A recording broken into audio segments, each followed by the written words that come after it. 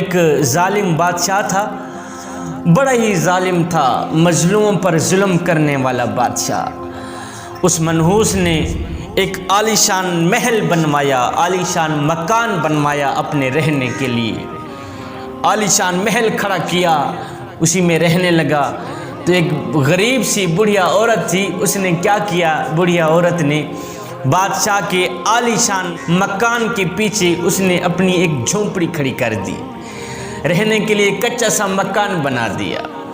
وقت گزرتا گیا، ایک دن بادشاہ نے خوبصورت عالیشان مکان کے ارد گرد اس نے چکر لگایا چاروں طرف۔ بادشاہ نے جب چکر لگایا تو بادشاہ نے دیکھا عالیشان خوبصورت مکان کے پیچھے ایک کچی سی جھونپڑی بنی ہوئی ہے، کچا سا مکان بنا ہوا ہے۔ بادشاہ دیکھ کر غصے میں آ گیا، آگ بگولا ہو گیا، یہ جھونپڑی کس کی ہے؟ اللہ اکبر، اس نے تو میرے خوبصورت مکان کی ناک کٹا کے رکھ دی ہے۔ کسی نے کہا بادشاہ یہ تو ایک غریب سی بڑھیا عورت ہے، اسی نے اپنا ایک کچا سا مکان بنایا ہوا ہے، یہاں سکون کی سانسیں لیتی ہیں، رہنے دیں، کیا کرتے ہیں آپ؟ اس بادشاہ نے کہا نہیں، بادشاہ نے آرڈر جاری کر دیا اس کچے مکان کو گرایا جائے، یہ جو ساتھ میں جھوپڑی بنی ہوئی ہے اس کو گرائی جائے۔ اللہ، وزیروں نے مکان کو مٹی میں ملا دیا، گرا دیا۔ شام کو جب وہ بڑھیا غریب سی عورت گھر میں واپس آئی، دیکھا مکان مٹی کے ساتھ مٹی ہو گیا تھا، مٹی میں مل گیا تھا، کچی سی جھونپڑی کا نام و نشان بھی نہیں تھا۔ اس غریب سی بڑھیا عورت نے پوچھا میرے مکان کو کس نے گرایا ہے؟ تو لوگوں نے کہا بادشاہ نے حکم دیا ہے، ہم نے حکم کی تعمیل کی، ہم نے گرا دیا۔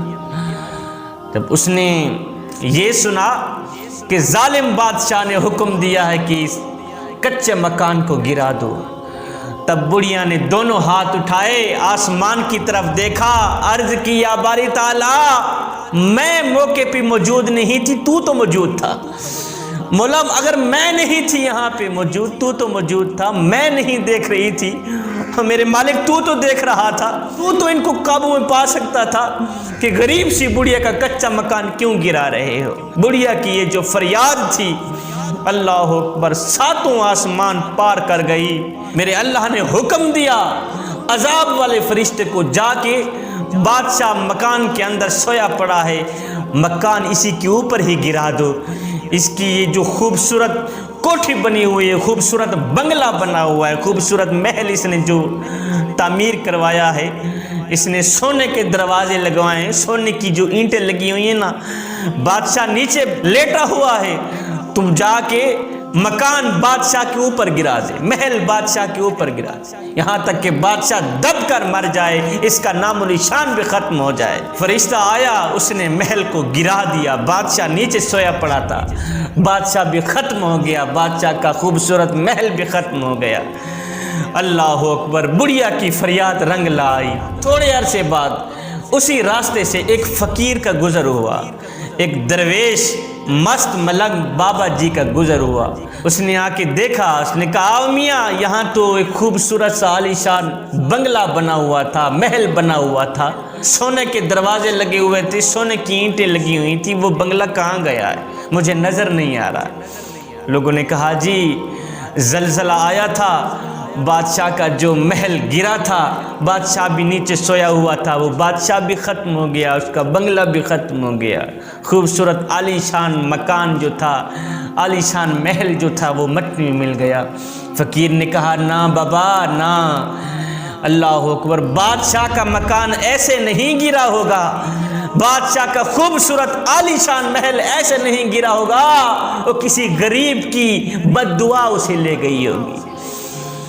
اس خوبصورت عالیشان بنگلے کو غریب کی بد دعا نہیں گرایا ہوگا، اور کوئی چیز نہیں گرا سکتی۔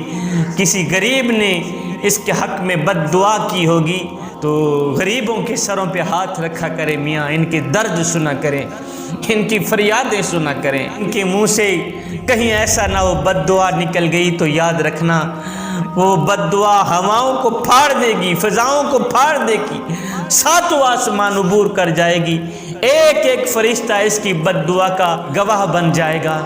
اگر تیرے محلے میں کوئی شیعہ رہتا ہے، وہابی رہتا ہے، سنی رہتا ہے یا کوئی غیر مسلم رہتا ہے، اس کا حساب وہ خود دے گا، لیکن اگر روٹی نہ ملنے کی وجہ سے رات کو بھوکا سو گیا، اے بندے اس کا حساب تجھے دینا پڑے گا۔